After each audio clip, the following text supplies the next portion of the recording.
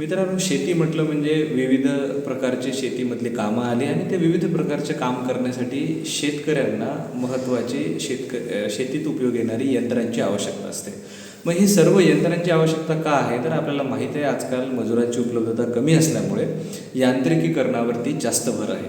म्हणून महाराष्ट्र सरकारने कृषी यांत्रिकीकरण योजना सुरू केलेली आहे. या कृषी यांत्रिकीकरण योजनेचा मुख्य उद्देश हा आहे की शेतकऱ्यांना शेतीच्या कामासाठी लागणारी सर्व यंत्रे व अवजारे त्यांना अगदी सवलतीच्या दरामध्ये आणि योग्य वेळी उपलब्ध व्हावीत, याकरता ही योजना आणण्यात आलेली आहे.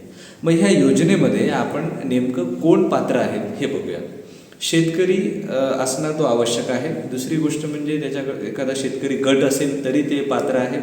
आणि तिसरं म्हणजे जर एखादी शेतकरी उत्पादक कंपनी असेल तर ते देखील या योजनेसाठी पात्र आहेत.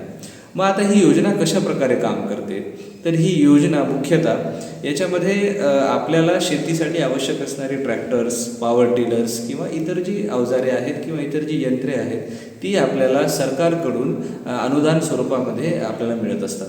ती कशा पद्धतीने मिळतात? मग याच्यामध्ये असं काही नाही की ते फक्त यंत्रे किंवा अवजार असेल. काही अवजारे किंवा काही यंत्रे बैलचलित असू शकतात, ते पण सरकारद्वारे आपल्याला यामार्फत उपलब्ध होत असतात.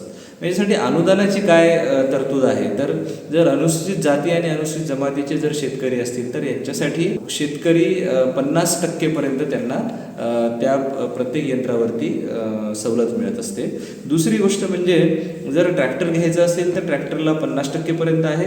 आणि जर एखादे इतर लाभार्थी आहे, म्हणूया की SC किंवा ST जे असतील त्यांना देखील याच्यामध्ये 1 लाखापर्यंत म्हणजे जवळजवळ त्या वस्तूच्या 40% अनुदान या ठिकाणी मिळत असतं. मग याच्यामध्ये काय काय मिळते? तर याच्यामध्ये यंत्रे अवजारे मी तुम्हाला सांगितलं, अवजार बँकसुद्धा याच्यामध्ये त्या शेतकरी किंवा शेतकरी गटाला मिळू शकते. मग अवजारे बँकमध्ये काय आहे? तर ट्रॅक्टर चलित सर्व यंत्रे किंवा मशीन्स ज्या आहेत त्या शेतकऱ्यांसाठी याद्वारे उपलब्ध होऊ शकतात. आणि अवजारे बँकांसाठी जे अनुदान आहे त्याच्यामध्ये 40% सवलत मिळत असते. आणि आपण जर कृषी यांत्रिकीकरण किंवा यंत्राचं जर बघितलं तर त्यासाठी 50% अनुदान या योजनेमार्फत मिळत असते. मग ही योजना आहे कुठे, कशी काम करते?